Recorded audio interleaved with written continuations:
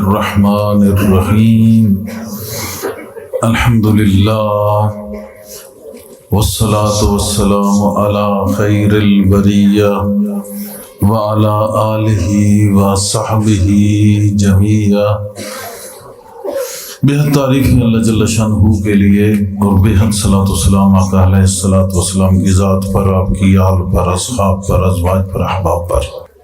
حاضرین محفل، یاران طریقت، خواتین و حضرات، علماء کرام، صوفیاء کرام، مہمانان گرامی قدر، اللہ کا شکر ہے اس نے 2022 کے اس سے روزہ روحانی ریاضت یعنی چلہ کے دوسرے دن پھر ہمیں توفیق بخشی کی اپنی بارگاہ میں بلا لیا اور خود کو یاد کرنے کا اذن عطا فرمایا اور ہمت عطا فرمائی۔ یقیناً پہلے دن کا بیٹھنا قبول ہوتا ہے تو دوسرے دن تب ہی بندہ آ سکتا ہے۔ ماشاء اللہ لا قوت الا باللہ، جو اللہ چاہتا ہے وہ ہوتا ہے اور کوئی طاقت اس کے سوا نہیں ہے۔ ہمارا یہ بنیادی عقیدہ ہے، عقیدہ توحید، اور فقیر کلندر صوفی وہی ہے جو عقیدہ توحید، عقیدہ رسالت اور عقیدہ ولایت، صحابہ و اہل بیت سے محبت، اولیاء کرام سے محبت پر مبنی ہو۔ اصحاب کہف کا واقعہ کل میں نے بیان کیا۔ مطلب یہی ہے کہ اسبات کرامات اولیاء پہ ہم بات کر رہے ہیں اس پرفتن دور میں، اور قیامت صغریٰ یعنی چھوٹی قیامت اور فتنوں کے دور میں کرامت کے منکر بہت زیادہ تو نہیں لیکن کچھ ہیں۔ جبکہ میں نے کل بھی کہا تھا کہ نبی کا معجزہ ہوتا ہے، ولی کی کرامت ہوتی ہے اور یہ قیامت تک رہے گی۔ ہاں، دیدہ ایک اور کو کیا آئے، نظر کیا دیکھے، آنکھ والا تیرے جوبن کا تماشا دیکھے۔ جس کی آنکھ ہے وہ حسن باطن کا ملاحظہ کر سکتا ہے۔ وہ حسن لازوال سمٹ کر جب کسی صاحب باطن کے باطن کو چمکاتا ہے تو پھر کوئی صاحب دل، صاحب باطن ہی اس حسن باطن کو پا سکتا ہے۔ لہذا آنکھ والا تیرے جوبن کا تماشا دیکھے، دیدہ ایک اور کو کیا آئے، نظر کیا دیکھے۔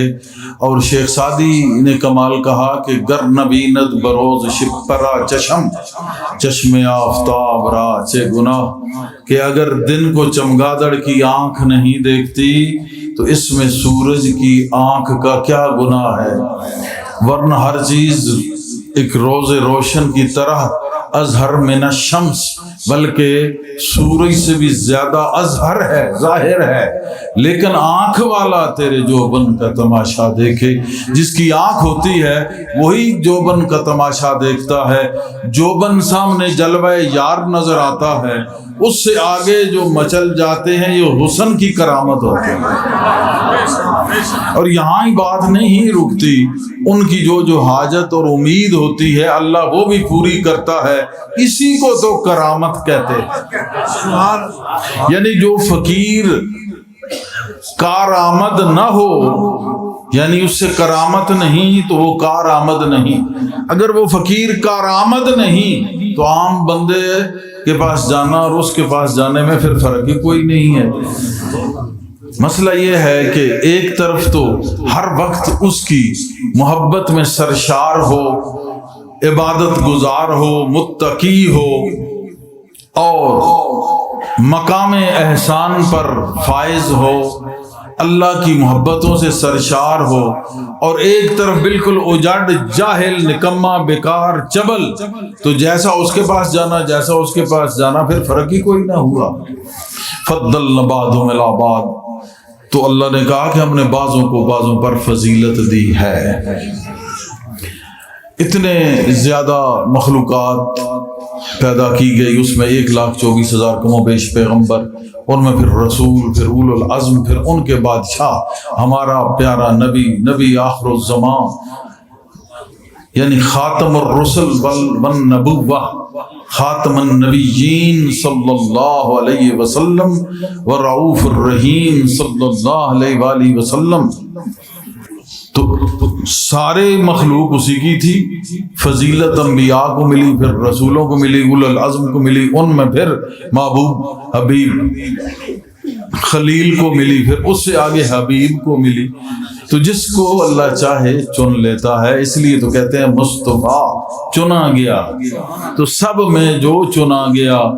اور وہاں جب اللہ نے ان کی محفل محمد سجائی تو اس میں ساروں ارواحوں کو بلا کے کہا کہ گواہی دینا، گواہ رہنا، تم گواہ رہنا، تم گواہ رہنا۔ تو فضیلت تو آپ کے لیے ہے۔ پھر ہم کہیں جی کیوں ہے؟ کوئی خوبصورت ہے، اس کی فضیلت ہے۔ عام پتھر ہے، ہیرا بھی پتھر ہے، یاقوت بھی پتھر ہے، نیلم بھی پتھر ہے، زمرد اتنا سا دانہ اربوں کروڑوں کا ہے، وہ بھی پتھر ہے۔ تو ہم کہیں جی ایسا کیوں ہے؟ تو یہ خدا سے پوچھ سکتے ہو تو پوچھو، ورنہ بڑے بڑے انبیاء اور رسول بھی اس کے آگے سر تسلیم خم کرتے ہیں کہ یفعل اللہ ما یرید، جو وہ چاہتا ہے وہ ہوتا ہے۔ اگر وہ چاہتا ہے کہ کرامت اس کے ہاتھ سے سرزد ہو تو اس وقت ہوتی ہے۔ یہ ہمارا بھی یہی عقیدہ ہے، ہمارا اس خانوادے سے تعلق ہے جو شروع سے لے کے صدیاں در صدیاں، صدیاں در صدیاں جو اسی روحانیت سے وابستہ ہے، اور ان کا اپنا پیری فقیری کا بھی اپنا ہی نظام طریقہ ہے۔ یہ ایک دوستی کو پیری فقیری سمجھتے ہیں، ایک محبت کو پیری فقیری سمجھتے ہیں، ایک عاجزی کو پیری فقیری سمجھتے ہیں۔ خود تسکین دل حاصل کر کے آنے والے کو تسکین دل دے دینا، اس کو پیری فقیری سمجھتے ہیں۔ اس کی دلگیری کرتے ہیں، یہی تو پیری فقیری ہوتی ہے۔ ہر ایک کو اچھا دیکھنا، یہی تو پیری فقیری ہے۔ تو ہر آدمی ہر وقت ہر ایک کو اچھا نہیں دیکھ سکتا، یہ فقیر ہی ہوتا ہے جو ہر آدمی کو اچھا دیکھ سکتا ہے۔ آپ کبھی کسی کو اچھا دیکھتے ہیں، کسی وقت برا دیکھتے ہیں۔ فقیر ایسا ہے کہ اگر اچھا دیکھتا ہے تو اچھا ہی دیکھتا ہے، برا دیکھے تو پھر بھی اچھا ہی دیکھتا ہے، اور یہ امید رکھتا ہے کہ ایک وقت یہ اچھا ہو جائے گا۔ اور فقیر وہ ہے جو ہر کسی کا، ہر قسم کا ہر وقت فائدہ سوچے، ہم درد ہو، مونس ہو، غمخوار ہو، دلگیر ہو، سمجھو کہ ایسا پیر ہو۔ اس کے علاوہ اگر کوئی ہے تو وہ فضول ہے، وہ پھر پیر نہیں ہے۔ کل میں نے کہا تھا حد گیا سو اولیاء، ان حد گیا سو پیر، حد ان حد سے جو گیا وا کا نام کبیر۔ بھگت کبیر نے یہ کہا تھا، بڑی دور کی بات ہے، اس کو سمجھنے کی کوشش کرنا۔ جو میں بیان کل کیا تھا، جو آج کل ہوگا، اسی میں آپ کو سمجھ آئے گی کہ حد کیا ہے، ان حد کیا ہے، اور دونوں سے جو پار گیا وہ کیا ہے، وہ کیا ہے۔ بات محبت کی ہے تو ایک شعر تھا میرے ذہن میں، اس سے میں شروع کر رہا ہوں کہ سیغۂ راز میں رکھیں گے نہیں عشق تیرا، جب اے وحدہ لا شریک تجھ سے محبت ہے، اور محبت ایسی ہے کہ ہم تو تجھ میں سما نہیں سکتے، تیری جرت و قدرت ہے کہ تو دل میں گزرگاہ ہے، ہمارا دل تو اس سے گزر سکتا ہے، تو جو چاہے۔ اب دیکھیں نا، ایک چھوٹی سے چھوٹی جگہ میں خدا آ سکتا ہے کہ نہیں؟ ہم نہیں سما سکتے، ہماری جرت نہیں ہے۔ کم سے کم جگہ پہ وہ چاہے تو آ جائے، رب ہے، مالک ہے، تو ہم نہیں، یہ خود ہی وہ یفعل اللہ ما یرید، جیسا وہ چاہتا ہے ویسا کرتا ہے۔ انما امرہ اذا اراد شیئا ان یقول لہ کن فیکون، جب وہ ارادہ کرتا ہے، چاہتا ہے، کن کہتا ہے، ہو جاتا ہے۔ چھوٹی سی چھوٹی جگہ میں بھی سما جائے، نہ آئے تو بڑے سے بڑے آسمانوں میں بھی سما نہیں سکتا۔ لہ ما فی السماوات و ما فی الارض، سارے زمین و آسمان اسی کے ہیں۔ اللہ نور السماوات والارض، وہ آسمانوں اور زمینوں میں جو چمک رہا ہے اسی کا نور ہے، وہ موجود ہے، وہ حاضر و ناظر ہے، وہ مددگار ہے، وہ سن رہا ہے، وہ ایسا نور ہے، یاد اللہ نور ہی لنور ہی من یشا، جس کو چاہتا ہے پھر اپنے نور سے ہدایت دیتا ہے، اپنے نور سے ہدایت دیتا ہے۔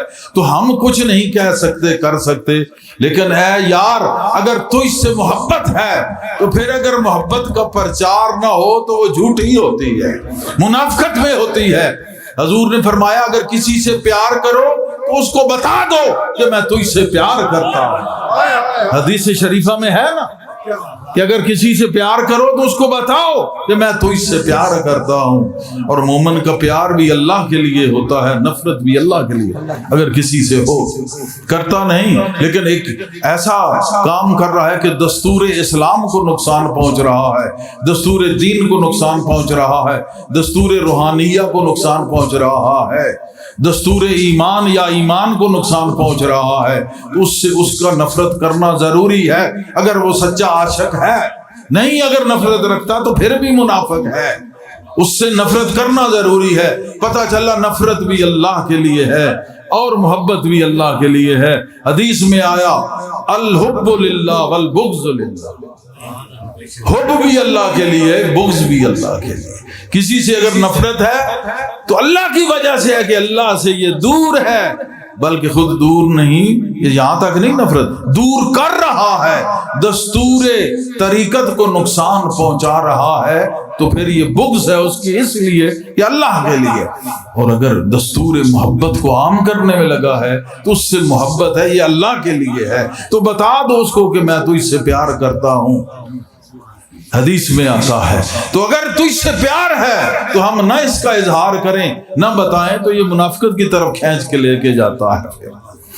تو اسی بات کو شعر میں ہے کہ سیغۂ راز میں رکھیں گے نہیں عشق تیرا، ہم نہیں چھپانے والے، سیغۂ راز میں رکھیں گے نہیں عشق تیرا، سیغۂ راز میں نہیں، سیغۂ راز میں رکھیں گے نہیں عشق تیرا، ہم تیرے نام سے خوشبو کی دکان کھولیں گے۔ تجھ سے محبت ہے، اس کو ہم راز میں نہیں رکھتے، بلکہ تیرا جب نام لیتے ہیں اللہ تو اس سے خوشبو کی دکان کھولیں گے۔ یہ جہاں جہاں اس اسم ذات کی رعنائیاں، اس کی تابش، اس کی رونق، اس کی روشنی جہاں تک ہو سکے گی پھیلتی جائے گی، اس خوشبو سے تو ہم دکان کھولیں گے۔ یہ فقیر کا منصب ہوتا ہے۔ کسی نے کمال لکھا مجھے بہت پسند آیا کہ سیغۂ راز میں رکھیں گے نہیں عشق تیرا، سیغۂ راز میں رکھیں گے نہیں عشق تیرا، ہم تیرے نام سے خوشبو کی دکان کھولیں گے۔ یا الہی اگر تجھ سے محبت ہے تو یہ راز کیسا، اس کو چھپانا کیسا، اور یہ پھر ایسے چھپانے والا انداز کیسا۔ ہم تو اس کو عام کریں گے، اس سے خوشبو کی دکان سے مراد کہ ہر جگہ پہ اس کو عام کریں گے، اور ہر دل پہ تیرا نام لکھیں گے، ہر دل میں تیری ہر دھڑکن کے ساتھ تیرے نام کو بسانے کی کوشش کریں گے، تیرے امر اور تیری توفیق کے ساتھ۔ ورنہ ہم کون ہوتے ہیں؟ یہ تو خود سنبھالنے والا اور عطا کرنے والا ہے۔ میں نے کل کہا تھا کہ اصحاب کہف وہاں بیٹھے، ظلم و ستم سے بچ کے اللہ نے بچایا، اور ان کی خاطر سورج کو ادھر سے چڑھایا ادھر سے ڈوبایا، اور پھر آخر میں کتا تھا اس نے بھی بولنا شروع کیا، کہا مجھے کچھ نہ کہو میں ساتھ رہنا چاہتا ہوں۔ تو اب ایک بات اس میں یہ ہے کہ وہ تو اس نبی کی امت میں سے تھے، ان ولیوں کا یہ حال ہے، اور جو آقا علیہ الصلوۃ والسلام کی امت کے ولی ہیں، العلماء امتی انبیاء بنی اسرائیل، میری امت کے جو علماء حق ہیں، وہ عالم جو عارف بھی ہیں، وہ بنی اسرائیل کی نبیوں کی مثل ہے۔ ان نبیوں کہ ولی اصحاب کہف اور کتا، اور ساتھ اس کا اور جنت میں جانا، اور اللہ کہتا ہے ذالک من آیات اللہ، یہ اللہ کی نشانیاں ہیں۔ تو ذرا تم اپنی قسمت پہ ناز کیوں نہ کرو پھر کہ تم محمد مصطفیٰ کی امتی ہو، اور اس امت کے جو ولی ہیں ان کا کیا مقام ہوگا کل انبیاء بنی اسرائیل، کہ جو بنی اسرائیل کے نبیوں جیسی، یعنی کہ نبی تو نہیں ہیں، کا انبیاء بنی اسرائیل کی نبیوں جیسی فوقیت و عظمت اللہ پاک نے ان کو عطا کی ہے۔ تو اگر اس امت کے ولی کے ساتھ کتا بیٹھ جائے تو اس کی بات بن جاتی ہے۔ جنت میں تو جانا ٹھیک ہی ہے، صاحب ظاہر ہے جس نے پڑھا لا الہ الا اللہ محمد رسول اللہ جنت میں جائے گا، لیکن اس کتے نے بہت بڑی نشانی چھوڑی کہ ساری دنیا ایک طرف، ساری چیزیں ایک طرف، محبت ایک طرف، میں وفا کروں گا۔ وہ اپنی وفا پہ قائم رہا، اسی وفا کے باعث انہی کے ساتھ آج بھی ہے، اور جنت میں انہی کے ساتھ جائے گا۔ حالانکہ کوئی کتا جنت میں نہیں جائے گا، ایک واحد کتا ہے، قطمیر اس کا نام تھا، وہ جنت میں جائے گا۔ قرآن نے اس کے انداز کو لکھ دیا، کلبہم باسط ذراعیہ بالوسید، کہ ان کا جو کتا تھا غار کے دہانے پہ یوں دو زانو ہو کے بیٹھا ہوا۔ تو اگر وہ محبت اور اس پر وفا کتے نے چاہی تو اس کو اللہ نے عظمت دے دی اور کہا ذالک من آیات اللہ، یہ تو اللہ کی نشانیاں ہیں۔ اور ہمارا نبی جو سب سے اعلیٰ و اعلیٰ نبی ہے، جو جان رحمت ہے، اس کا ولی کیا کم ہے، ان سے تو کتے میں بھی کرامت ظاہر ہوئی اور بولا، اور ان کی کرامت 300 سال بعد اٹھے اور بولے، اور ان سے بے شمار کرامتیں آج بھی ہیں۔ ان کا نام لکھ کے گھر میں لگاؤ، کوئی بھی جن بھوت پریت بھاگ جاتا ہے، جادو ہوتا نہیں ہے۔ جو نہیں مانتا وہ ہرگز نہ لگائے، اس کے لیے بری بات ہے۔ جو مسلمان ہیں، قرآن پہ یقین رکھتے ہیں، ان کو پتا ہے کہ ان کا ذکر قرآن میں ہے۔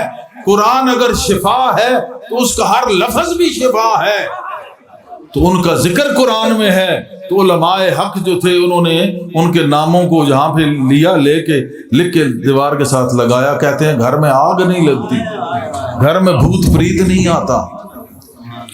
تو اگر نام کی اتنی برکت ہے تو ان کے وجود کی کتنی عظمت ہو۔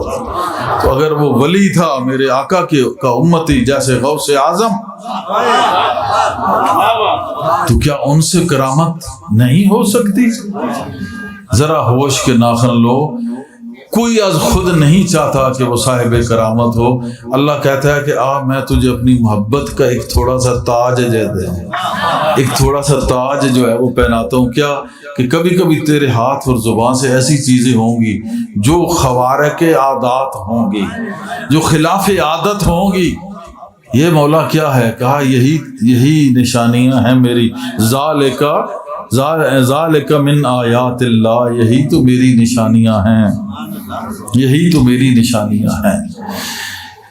آقا علیہ الصلوۃ والسلام کا وقت تھا۔ اب یہاں سے اور کرامت میں آپ کو سناتا ہوں۔ یہ صحابہ میں سے ہے، حضور کے وقت کی بات ہے، کہ اس سے آپ کا اور ایمان پختہ ہوگا کہ واقعتاً حضور صلی اللہ علیہ وسلم کی عظمت اور آپ کے صحابی اور ولی کی عظمت کتنی ہے۔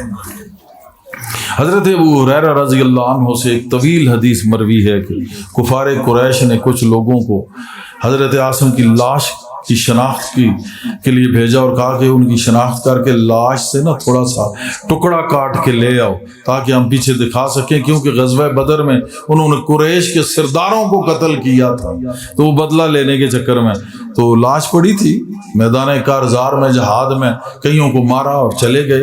تو مومن کے لیے یہی ہے کہ مار دے تو غازی پھر بھی جیت گیا، مر گیا تو شہید اور زیادہ جیت گیا۔ یہ مارے تو جیت گیا، مر جائے تو ڈبل جیت گیا۔ دیکھیں نا، اتنے غازی نہیں جتنے شہید ہیں، اور جتنا شہید کو یاد کیا جاتا ہے غازی کو کم۔ مارے تو غازی، مر گیا تو شہید۔ یہاں ہار تو ہے ہی نہیں، یہاں سب وکٹری ہے، کیونکہ یہاں بتایا یہ گیا کہ اس کے لیے آئے ہیں، اگر اس کے لیے جان چلی جائے تو پہلے جان دو، باقی چیزیں رہنے دو، پہلے جان دو، کیونکہ اس کے لیے دینا ہے تو پھر تو بات ہی بن گئی ہے، اسی کی امانت ہے، اس کی امانت، جان دی ہوئی اسی کی تھی، حق تو یہ ہے کہ حق ادا نہ ہوا۔ تو جب وہ ان کی لاش کا ٹکڑا لینے کے لیے گئے حضرت عاصم رضی اللہ عنہ کی، تو اللہ نے کیا کیا کہ بھیڑیوں کی مثل ایک مخلوق بنائی اور ان کی لاش کے ارد گرد ان کو بٹھا دیا۔ وہ جب بھی آتے تھے وہ ڈر کے مارے قریب نہیں آتے تھے، شاید بھیڑیے ہیں کیا، یہ کھا نہ جائیں۔ اس طریقے سے اللہ پاک نے ان کی حفاظت فرما دی۔ اب اس سے کچھ سمجھ آیا کہ یہ کیا معجزہ ہے۔ ہاں، میں نے کل بھی کہا تھا کہ ولی کی کرامت نبی کا معجزہ ہوتا ہے، تو یہ حضرت عاصم کی یہی کرامت تھی کہ آپ شہید ہو گئے، چلے گئے، لیکن لاش کو اللہ نے خراب ہونے سے بچایا، بھیڑیوں جیسی کوئی چیز بنا کے وہاں بھیج دی۔ تو یہ کیا کرامت اس وقت سے ثابت ہے یا نہیں ہے؟ اچھا، اس کو لکھا کس نے ہے؟ اس کو لکھا الجامع الصحیح البخاری، بخاری شریف میں ہے۔ کوئی کہے کہاں، تو جلد نمبر 4 ہے، ہمارے علامہ صاحب نے پورا حوالہ لکھا ہے اس کا، صفحہ 1499، 1499 حدیث نمبر ہے 3858۔ اور اگر بخاری پڑھنے سے بخار نہ چڑھے تو اس حدیث کو ضرور دیکھو کہ نبی کا معجزہ نہیں ہے، یہ صحابی کی لاش ہے، اور صحابی کی لاش کو اس طرح اس لاش کا بچنا یہ صحابہ کی کرامت ہے۔ تو پتہ چلا کرامت برحق ہے، نبی سے معجزہ برحق ہے، ولی اور صحابی سے کرامت برحق ہے، اس میں کوئی شک نہیں۔ ہاں، کوئی اگر نہیں مانتا تو نہ مانے، جو اس مکتب عشق سے وابستہ ہیں، سلسلہ قادریہ قلندریہ سے، ان تک یہ علم پہنچ گیا، یہ پیغام پہنچ گیا، یہ دلیل پہنچ گئی کہ معجزہ نبی کا برحق، کرامت ولی کی برحق۔ اگر کوئی مانتا ہے تو ٹھیک، نہیں تو اس کے ایمان کے لیے دعا کرو، ورنہ مر گیا تو کرامت کا منکر ہے، آخرت میں خدا پکڑے گا کہ میں نے اپنے بندے کو طاقت دی، تو اس طاقت کا منکر ہوا، گویا میری طاقت کا منکر ہوا۔ تو خدا کی طاقتوں کا منکر مار کھائے گا، اس کی طاقتوں کو ماننے والا اس کا بندہ کہلائے گا۔ یہ بخاری شریف سے اس کا حوالہ ہے۔ آگے چلتے ہیں، حضرت امام مالک سے ایک طویل روایت میں مروی ہے، فرماتے ہیں کہ حضرت عثمان رضی اللہ عنہ کو شہید کیا گیا اور دروازے پر ہی ان کا سر مبارک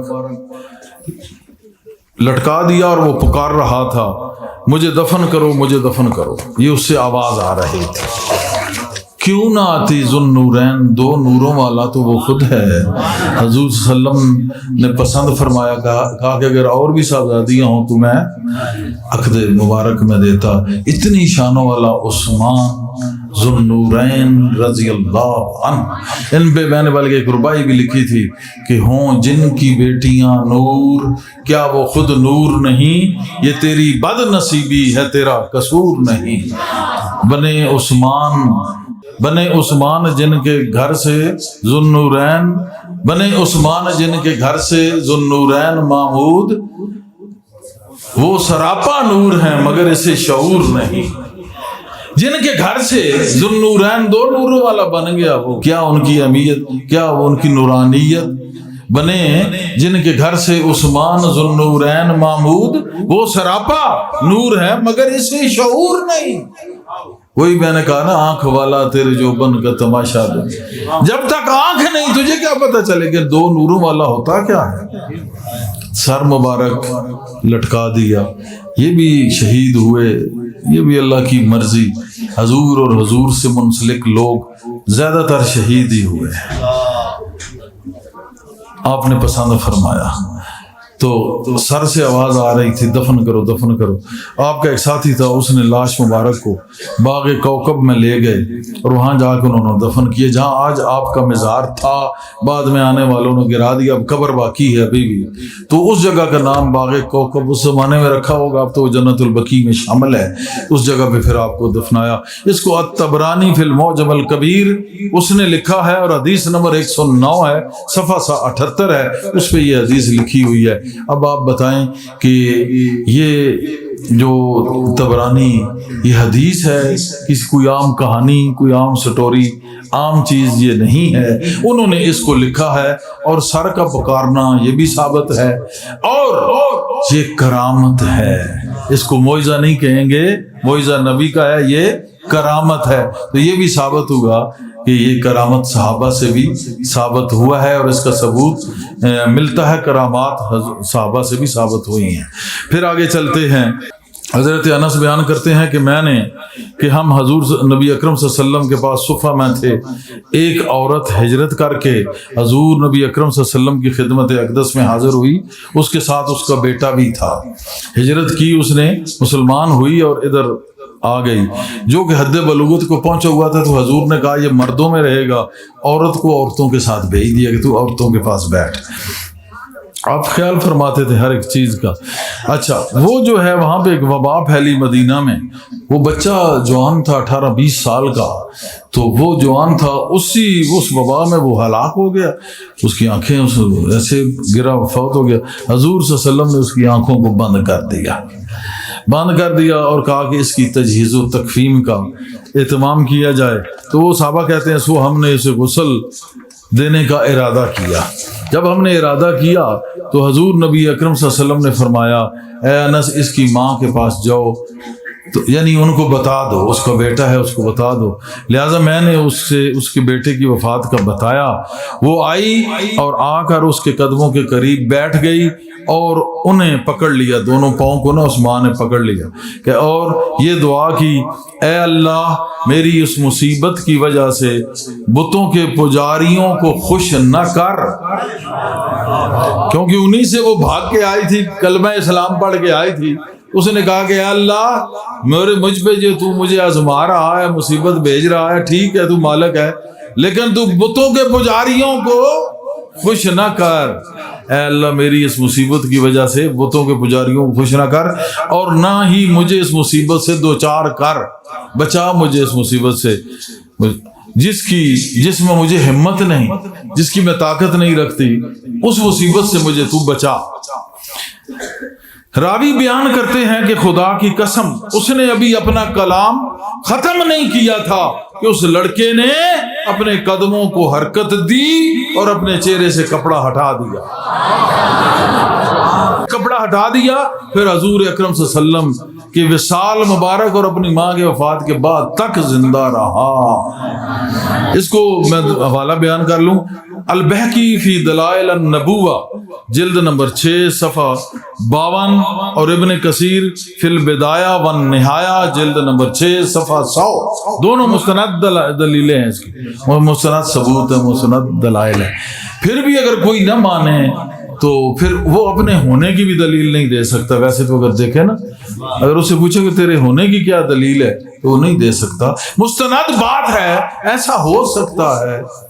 میرے مصطفیٰ کو ماننے والے ہو تو خالی جان، تو یہ کیا معجزہ ہے؟ نہیں، یہ کرامت ہے۔ نبی کا معجزہ تو ہر ولی کی کرامت ہے ہی، لیکن یہ معجزہ ہے، اور معجزہ بھی صحابی کا نہیں، ولی کا نہیں، ولیہ صحابیہ کا، ولیہ کا یہ معجزہ ہے۔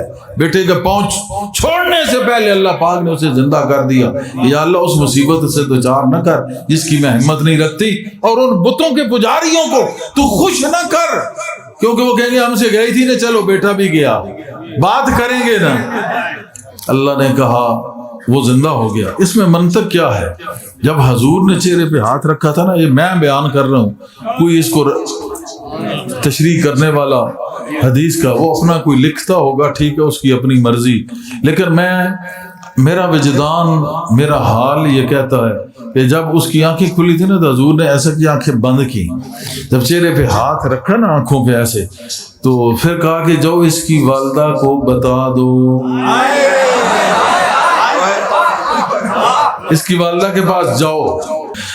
لہٰذا میں نے اس کے بیٹے کی وفات کا بتایا، تو یہ صحابی نے مرنے کا بتایا، حضور نے کہا اس کی والدہ کو بتا دو، تو صاحب ذرا وفات کا ہی، فوت ہونے کا ہی بتایا۔ پھر تو ہاتھ رکھا نا جب وہ رحمت للعالمین نے، جان عالم نے، جو پورے عالمین کی جان عالم ہے، اس نے ہاتھ رکھا تو میرا خیال میں جان تو اس وقت آ گئی،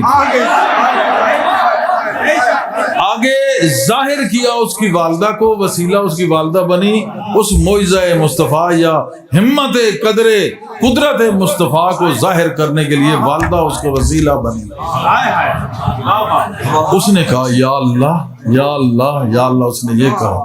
اللہ نے کہا جو میں نے کرنا تھا وہ تو میرے محبوب نے کر دیا ہے، وہ تو میرے محبوب نے کر دیا ہے،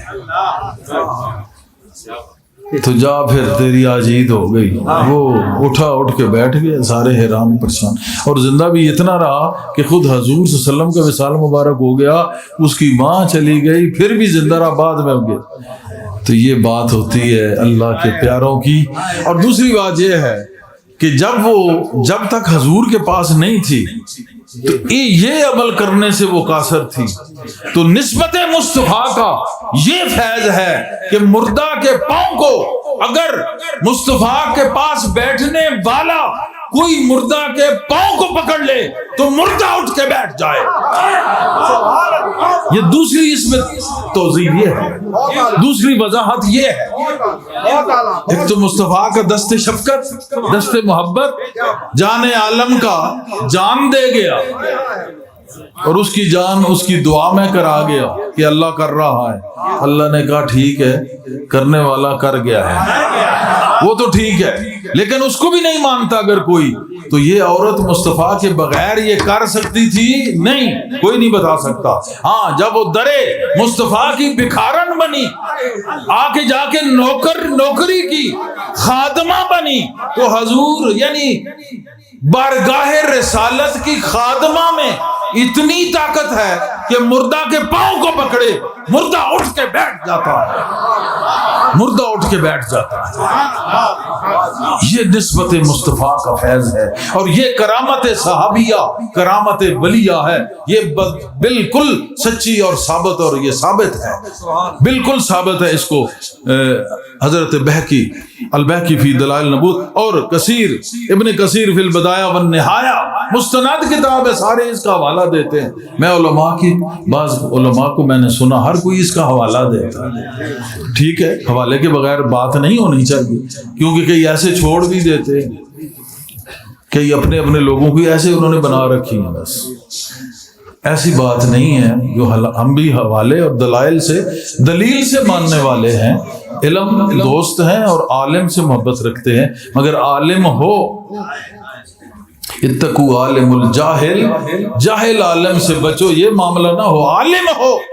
بے شک عارف تو اور بات ہے، ہاں اگر عالم ہو اور عارف ہو جائے تو پھر تو نور علی نور ہے، کیونکہ ہمیں پتہ ہے کہ عالم ہوگا تو باب العلم سے چوکھٹ کو چوم کے آیا ہوگا، تو میرے مولا کی چوکھٹ کو کوئی بھی چوم لے ہم تو اسے سلام کرتے ہیں۔ اگر عالم ہوگا تو چوکھٹ علم جو ہے اس کو چوما ہوگا، اگر اس کو چوما ہے تو اس کا ہم ادب کرتے ہیں، احترام کرتے ہیں، عزت دیتے ہیں، کیونکہ اس کو اس چوکھٹ نے قابل ادب بنا دیا، محترم بنا دیا، صاحب عزت بنا دیا۔ تو اگر عالم نہیں ہے، اتقوا عالم الجاہل، سلطان ابو رحمۃ اللہ علیہ کہتے ہیں جاہل عالم سے بچو، وہ تو حدیث کے ضمن میں اس کو نقل کرتے ہیں کہ جاہل عالم سے بچو۔ عالم اور جاہل ایک دوسرے کے اپوزٹ ہیں، عالم جاننے والے کو کہتے ہیں، جاہل نہ جاننے والے کو کہتے ہیں۔ تو پتہ چلا کچھ جان کر بھی نہ جاننے والے ہوتے ہیں، تو ایسوں سے بچو، ان کو نہیں۔ لیکن جو عالم ہے صحیح معنوں میں، علم نور ہے، اور عالم جو بنا اس کو نور حاصل ہوا، اور صحیح مانن میں ہے تو چوکھٹ مرتضیٰ سے حاصل ہوا، تو ہم تو اس کا ادب کریں گے، کیونکہ جب اس نے چوکھٹ کو چھو لیا ہمیں کوئی اعتراض نہیں ہے، کیونکہ چوکھٹ وہ باب العلم کی ہے، اور اس چوکھٹ کو جو ہی کراس کرو آگے شہر مصطفیٰ شروع ہو جاتا ہے، ہمیں کیا اعتراض ہوگا اس میں؟ بھائی علی کی چوکھٹ سے چوم کر شہر محمد میں شامل ہونے والا کتنا قابل عزت ہے، کتنا قابل عزت ہے۔ سارے علموں کا دروازہ ایک رکھ کے مصطفیٰ نے بتا دیا، دروازہ قیامت تک ایک ہی ہے، محمد ایک ہی ہے، اللہ ایک ہی ہے، قرآن ایک ہی ہے۔ اب اس سے کو کہے کہ باقی اصحاب کی نفی ہے تو بہت بڑا ظلم ہے. کوئی نفی نہیں ہے، کوئی نفی نہیں ہے. کسی کو شک ہے تو آج جا کے دیکھ لے، ایک محمد ہے، ساتھ ایک یار ہے اور وہ سسر بھی ہے. دوسرا ایک یار ہے، وہ سسر بھی ہے، اور وہ سسر بمنزل والد ہوتا ہے، لیکن ان کو تو ہم یار ہی کہتے ہیں. اچھا، یار کا لفظ معنی کیا؟ بڑا یار پہ زور دیا جاتا ہے. یار کہتے ہیں مددگار کو، یار کہتے ہیں مددگار کو. واہ سلام اے یاران مصطفیٰ، تم مددگار بھی ہو تو مصطفیٰ کے ہو. بات نہیں سمجھی؟ یار میں نا کہتے نہیں، اللہ تیری یاری کہتے ہیں نا. جس کا ہو خدا یار، اسے نہیں لشکر و سپاہ درکار. یعنی جس کا اللہ مددگار ہو اس کو لشکر و سپاہ کی ضرورت نہیں. تو یاران مصطفیٰ کی کیا بات ہے. سلام، اس سے بڑھ کے کیا کہ مددگار ہیں وہ بھی مصطفیٰ کے. وہ کس طرح کہ مصطفیٰ کی نظر سے وہ مصطفیٰ کے مددگار ہیں. علی مصطفیٰ کی نظر سے ان کا دروازہ ہے. تو ایک دروازہ ہو گیا جس سے گزرنا ہے، اور ایک وہ مددگار ہیں جن کی مدد سے معرفت مصطفیٰ حاصل ہونی ہے. دروازے سے گزرو، مدد حاصل کرو، پھر مصطفیٰ ملے گا. جو دروازے کے قائل نہیں، کسی اور مدد کے قائل نہیں، وہ مصطفیٰ کی معرفت ہو ہی نہیں سکتی. آسان سی بات ہے. تو وہ بچہ پھر زندہ ہو گیا، وہ مائی خوش ہو گئی، بت پرستوں کو مار پڑی، جوتے پڑے. تو یہ کرامت ثابت. اس سے آگے پھر اور چلتے ہیں. اب باری آ گئی امام بخاری کی. یہ صحابی نہیں ہے، ولی ہے. ان کا یہ ہوا کہ حضرت خلف بن محمد بن فضل بلخی رحمۃ اللہ علیہ بیان کر رہے ہیں. اور اس کو پہلے میں حوالہ بتاؤں کہ لکھا کس نے؟ خطیب بغدادی فی تاریخ بغداد جلد نمبر 2 صفحہ 10. امام ذہبی، خطیب بغدادی اور امام ذہبی، ان دونوں نے اس کو لکھا. اور حضرت خلف بن محمد بن فضل بلخی رحمۃ اللہ علیہ بیان کرتے ہیں کہ میں نے اپنے والد کو کہتے ہوئے سنا، امام محمد بن اسماعیل بخاری کو. وہ کیا کہہ رہے تھے؟ دونوں آنکھیں چھوٹی عمر میں ضائع ہو گئی. امام بخاری کی دونوں آنکھیں چھوٹی عمر میں ضائع ہو گئی، اللہ معافی دے. ان کی والدہ نے خواب میں حضرت ابراہیم خلیل اللہ کی زیارت کی. ان کو دیکھا تو آپ نے ان کی والدہ سے فرمایا، حضرت خلیل اللہ نے، کہ اے خاتون، اللہ تعالیٰ نے تیرے بیٹے کی آنکھیں تیری کثرت گریہ یا کثرت دعا کی وجہ سے لوٹا دی ہیں. سو ہم نے صبح دیکھا تو اللہ تعالیٰ نے امام بخاری کی آنکھیں لوٹا دی تھیں. خطیب بغدادی اور امام ذہبی دونوں اس کو لکھ رہے ہیں. کوئی سمجھ آئی بات؟ امام بخاری کی والدہ ان کے لیے روتی تھی کہ بیٹے کی آنکھیں چلی گئیں. اللہ سے دعا کرتی تھی، گریہ کرتی تھی، مانگتی تھی. تو ایک دن زیارت ہوئی حضرت ابراہیم خلیل اللہ کی. انہوں نے کہا پریشان نہ ہو، آنکھیں آ گئی ہیں. آنکھیں آ گئی. صبح اٹھے تو آنکھیں آئی ہوئی تھیں. یہ ان کی والدہ کی کرامت ہے جو اللہ کی ولیات تھی، ولی کی بات ہے، ان کی یہ کرامت ہے.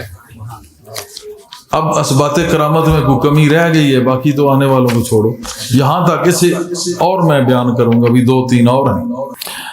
حضرت فاطمہ حذائیہ بیان کرتی ہیں کہ میں نے سورج کے غروب ہونے کے بعد شہدائے احد کے قبور کے پاس تھی میں، اور میرے ساتھ میری بہن بھی تھی. بس میں نے اسے کہا کہ ہم جاتے ہیں، حضور صلی اللہ علیہ وسلم کے چچا ہیں، ان کے قبر کی طرف، تو حضرت حمزہ کی قبر پر سلام کرتے ہیں.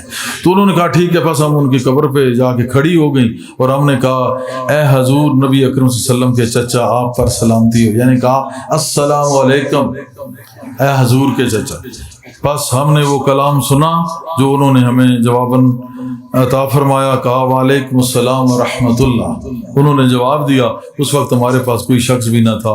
اس کو البیہقی فی دلائل النبوہ جلد نمبر 3 صفحہ 309 میں لکھتے ہیں.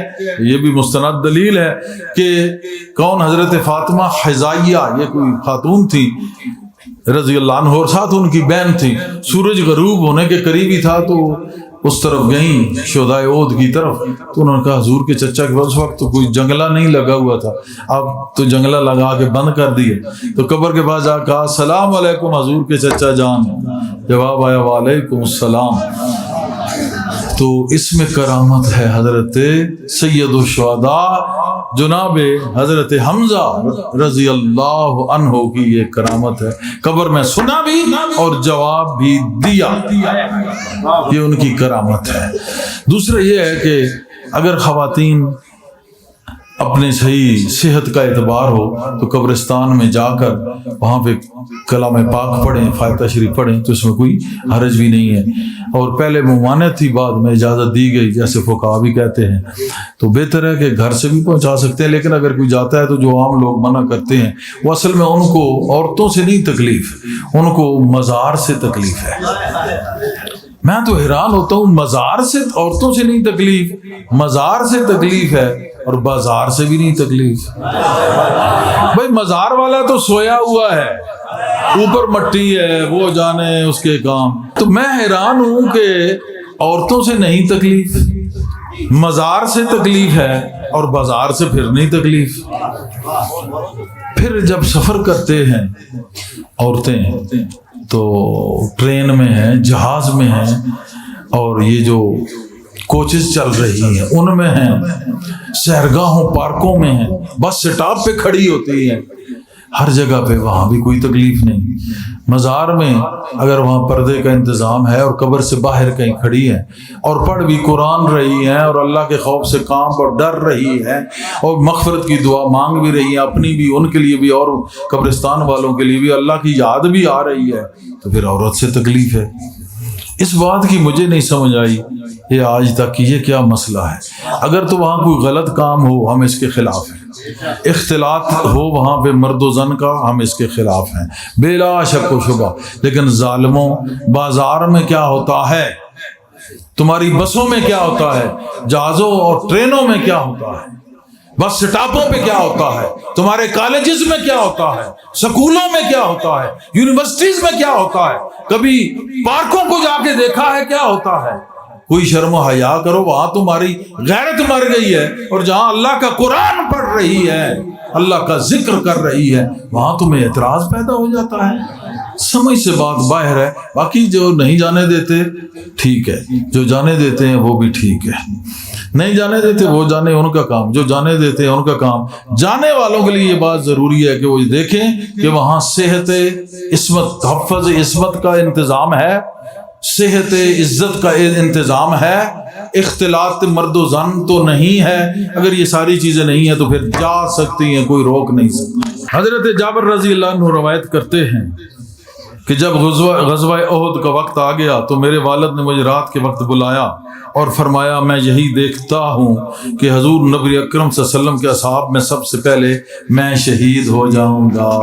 بات سنتے جانا، مجھے شہید کیا جائے گا اور میں اپنے بعد رسول اللہ صلی اللہ علیہ وسلم کی ذات مبارکہ کے سوا تمہارے لیے کوئی عزیز چیز چھوڑ کر نہیں جا رہا۔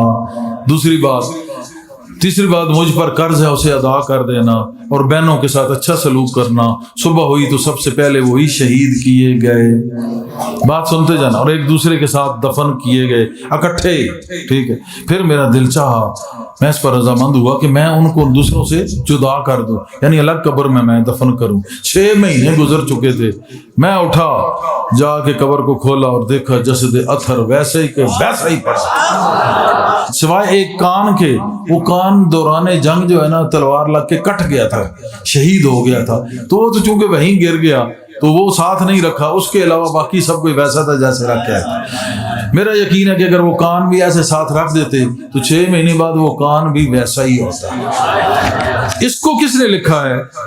الجامعہ صحیح البخاری اور صفحہ 177 حدیث نمبر 453 453۔ اس میں کیا چیزیں ہیں؟ حضرت جابر رضی اللہ عنہ کہتے ہیں کہ غزوہ احد کا جب وقت آیا تو ان کے جو والد تھے انہوں نے بلایا کہ ان کو، حضرت جابر کو کہا کہ میں یہ دیکھتا ہوں، میں یہی دیکھتا ہوں پہلی کرامت شروع ہو رہی ہے صحابی کی. بلایا کہ میں یہی دیکھتا ہوں کہ سب سے پہلے مجھے شہید کیا جائے گا، اور یہی ہوا. سب سے پہلے وہی شہید ہوئے. کرامت ہے کہ نہیں ہے؟ ثابت ہو گئی. بخاری نے لکھا. اگلی بات، میرے بعد میں ایک پہلی جو نصیحت کی، اب نصیحت وہاں تک نہیں تھی، وہ تو خبر تھی کہ میں یہ خبر دے رہا ہوں. سب سے پہلے میں نظر آتا ہے میں ہی ہوں. سب سے بڑی نصیحت کر گئے کہ میں اگر کوئی عزیز ترین چیز تمہارے لیے چھوڑ کے جا رہا ہوں تو یہ پیارے مصطفیٰ کریم صلی اللہ علیہ وسلم، بس سب سے زیادہ عزیز ان کو رکھنا، باقی چھوڑ دو جو کچھ ہے یا نہیں ہے. سب سے عزیز یہی ہے، ان کو کبھی ان کا دامن نہ چھوڑنا. یہ بات ہوتی ہے صحابہ کی محبت کی. ایسے لوگ صحابہ کا نام لیتے ہیں. صحابہ کی اتنی محبت تھی، جبھی تو کرامات کا ظہور ہو رہا ہے. پتہ چلا صحابیوں سے تب کرامتیں ظاہر ہوئیں کہ صحابہ فنا فی الرسول تھے، ان کو رسول سے محبت تھی، حضور کے عشق میں دیوانہ وار رہتے تھے اور سرشار رہتے تھے اور حضور کے مستوار رہتے تھے. یہ صحابہ کا مقام ہے. حضور کی محبت کی وجہ سے صحابہ سے کرامات کا ظہور ہوا. پہلی یہ خبر کہ چلا جاؤں گا، چلے گئے. پھر کہا کہ سب سے عزیز چیز میں حضور کو چھوڑ کے جا رہا ہوں. اگلی چیز کی کچھ میرے پہ قرض اتارنا، اپنے بھائیوں بہنوں کا گھر کا خیال رکھنا، بس اسی پہ جو ہے نا. پھر وہ جب شہید کیے گئے تھے 6 مہینے بعد ان اکٹھے چونکہ دفن تھے. ابھی بھی آگ دیکھیں تو وہاں یہ ڈاکٹر صاحب ہمارے ساتھ گئے تھے، سید الشہداء جناب حمزہ رضی اللہ عنہ کے مزار اقدس پہ. تو ایک طرف پورا ایک گڑھا بنا ہوا ہے، وہاں سارے ایک ہی جگہ پہ دفن کر دیے گئے تھے. تو ادھر جو ہے حضور صلی اللہ علیہ وسلم ہے، عبداللہ ارواحہ یا ایسا کوئی نام وہ ہیں، یا 2-3 ادھر ہیں، باقی سب ایک ہی جگہ پہ ہیں. تو ان کو نہ وہ ان کے بیٹے کو خیال آیا حضرت جعفر کو میں الگ کر دوں. انہوں نے قبر کھودی تو وہ تو 9 بنو 6 مہینے پہلے جیسے دفنایا تھا ویسے کہ ویسے. سبحان اللہ، یہ بھی کرامت. تو جنہوں نے حضور سے محبت کی، کرامات ان کے ہاتھ چومتی ہیں، ان کے ہاتھ چومتی ہیں. وہ صحابہ کے ہاتھ کرامات چومتی تھی. نادانوں کن چیزوں کو چھوڑ کے کن چیزوں کے پیچھے پڑ گئے. باپ دادا پردادا پیچھے 10 پوچھتے ہیں، تو تمام تک دیکھو کہ ان لوگ کیا وہ سب جہنم میں. آج ایک پیدا ہونے والا، یہ اس نے قرآن کو سمجھا، اس نے حدیث کو سمجھا، اس نے دین کو سمجھا. وہ اتنے 100 سال پہلے جو گزر گئے وہ سارے معاذ اللہ بے وقوف تھے؟ نہیں، وہ برحق تھے. آج والا جو ہے یہ منکر ہے. وہ برحق تھے، یہ جھوٹا ہے. آج جو نہیں مانتا، جو بھی ہو، کسی نام سے ہمیں غرض نہیں، کسی ذات سے غرض نہیں، کسی بندے سے غرض نہیں. ہم تو کسی کے وہ نہیں کہتے. میں ایک تمہیں اپنا عقیدہ اور اہل سنت کا عقیدہ بیان کر رہا ہوں، اور صوفیاء کا اور قادریہ قلندریہ قلندروں کا طریقہ میں بیان کر رہا ہوں کہ وہ جو تھے وہ برحق، وہ تھے، وہ برحق تھے. آج اگر کوئی دعویٰ کرے تو یہ کذاب ہے، جھوٹا ہے، کاذب ہے، بیکار ہے، بے ایمان ہے، مرتد ہے. تو جنہوں نے حضور صلی اللہ علیہ وسلم سے محبت کی ان کا کوئی ثانی نہیں.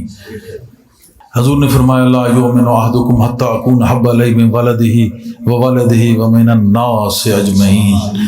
کہ تم میں سے کوئی بھی کامل کوئی ایماندار ہی نہیں ہو، لا یؤمن، ایمان ہی نہیں لایا ہو سکتا جب تک وہ ہر ایک چیز سے بڑھ کے مجھ سے پیار نہ کرے. حضرت عمر نے کہا اپنے آپ سے بھی بڑھ کے. ہاں، اپنے آپ سے بھی بڑھ کے. حکم ہوا کہ جو کچھ لے آؤ. سارے بہت کچھ لائے. حضرت عمر نے آدھا سامان لایا، آدھا گھر رکھا ہے. کہا میں آج تو نمبر لے جاؤں گا، اتنا کسی نے نہیں کیا ہوگا. گئے تو صدیق اکبر سارے کا سارا سامان لے کے وہاں بیٹھے ہوئے. پھر انہوں نے کہا واقعی صدیق کا نمبر کوئی نہیں کاٹ سکتا، نمبر کوئی نہیں کاٹ سکتا. ایک وہ پہن لی اوپر جو یہ فقراء پہنتے نا حال وصل، وہ جو حال وصل نہیں پہنتے، وہ اوپر جو مختلف ٹاکیاں لگا کے نا ان میں کانٹوں سے سی کے وہ پہن لیا. حضور نے کہا میں نے دیکھا ہے، آج جبریل نے بتایا کہ سب ملائکہ نے یہی ڈریس پہنا. پھر کہاں لکھا ہے، دلیل کہاں ہے؟ اٹھا کے دیکھو شریف التواریخ، میں نے تاریخ میں دیکھا ہے. تو ویسے بات بھی ماننے والی حضور پہ جان نثار ہو تو اس کا لباس فرشتوں کو پسند نہ ہو پھر حضور کی کیا بات ہوئی بھائی؟ پھر حضور کو کہاں تک مانتے ہو؟ کیا مانتے ہو؟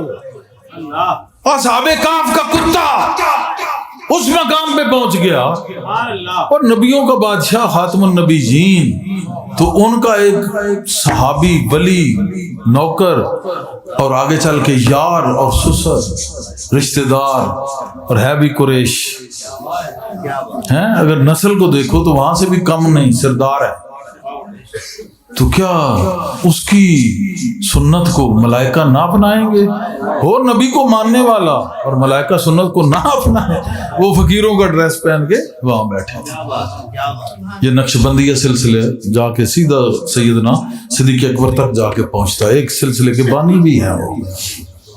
رات کو جب ذکر خفی کرتے تھے اس طرح جا نماز کے اوپر بیٹھ کے، تو تھوڑی ٹائم میں پورے گھر سے نا ایسے گوشت، بھنے ہوئے گوشت کی خوشبو پھیلتی تھی، بھنے ہوئے گوشت کی خوشبو پھیلتی تھی۔ پیر صاحب سے میں نے سنا، یہ اور افعال بیان کرتے ہیں، پھر کہیں گے کہاں لکھا ہے، ایک بات سینہ بسینہ آ رہی ہے۔ اب دیکھیں یہاں ایک بیٹھے بیٹھے ایک واقعہ ہوتا ہے، اس کے یہ چند آگے بیٹھنے والے دیکھ سکتے ہیں، وہی اس کے راوی بنتے ہیں۔ کل کو جی مستند نہیں ہے، یہ تو ایک وہ ہے، ایک وہ ہے، ایک وہ ہے، بھائی جو بھی ہے ان کے سامنے ایک واقعہ تو ہو گیا۔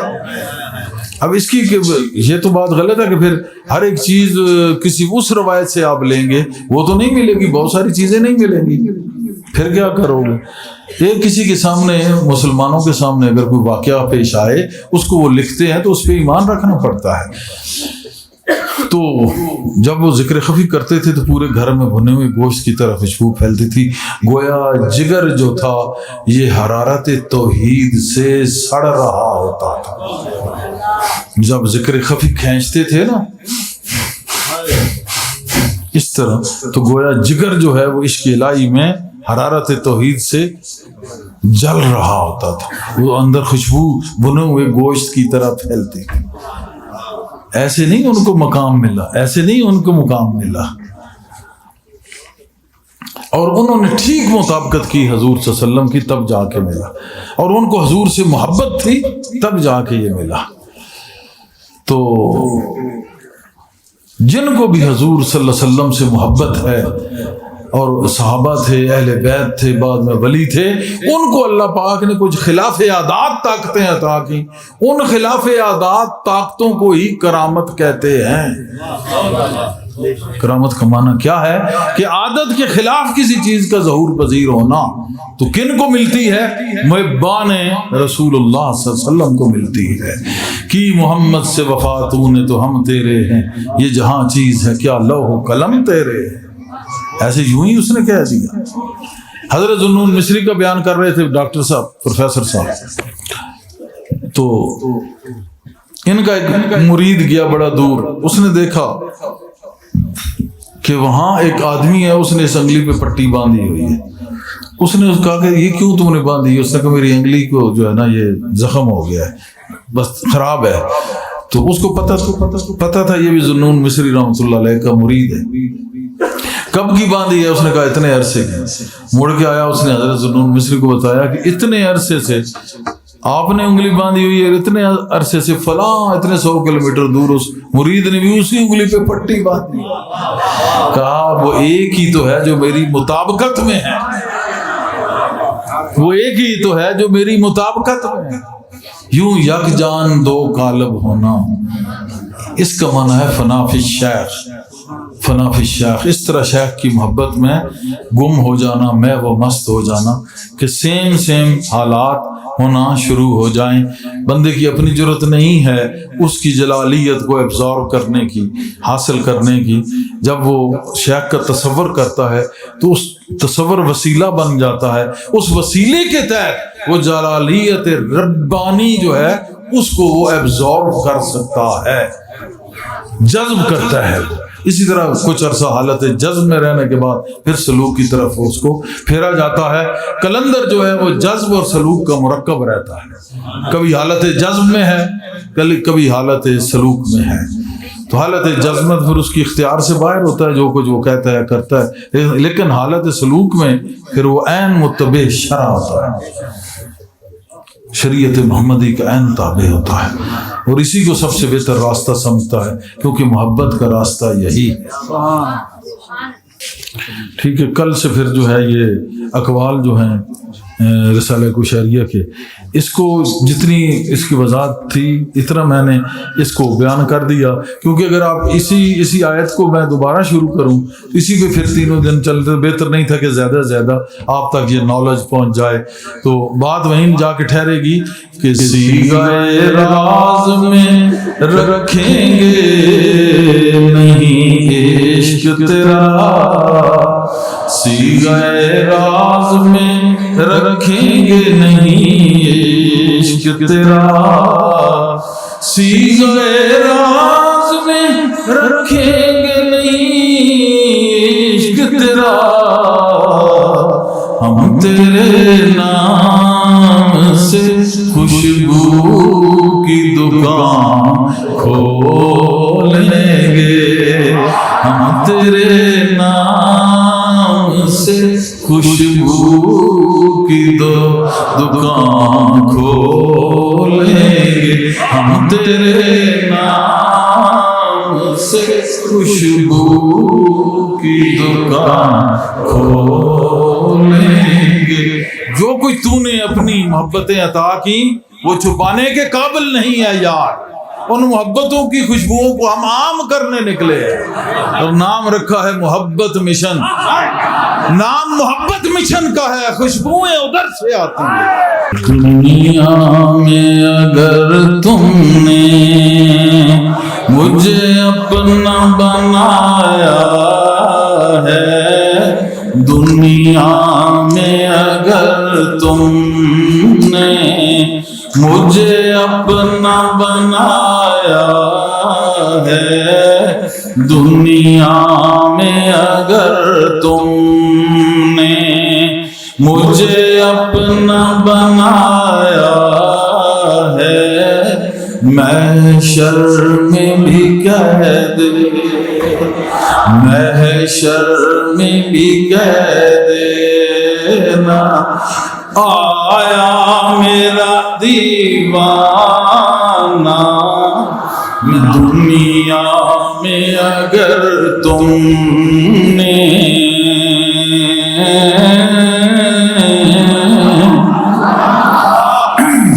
دنیا میں اگر تم نے دنیا میں اگر تم نے مجھے اپنا بنایا ہے، دنیا میں اگر تم نے مجھے اپنا بنایا ہے، محشر میں بھی کہہ دینا، محشر میں بھی کہہ دینا، آیا میرا دیوانہ محشر میں بھی کہہ دینا، آیا میرا دیوانہ، امداد کن امداد کن از رنج و غم آزاد کن،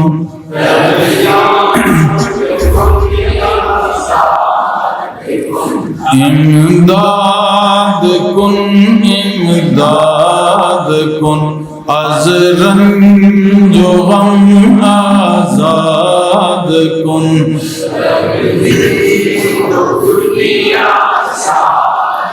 از رنج و غم آزاد کن، درد و جہاں دل شاد کن، غوث زمانہ یاد کن، یا شیخ عبدالقادر،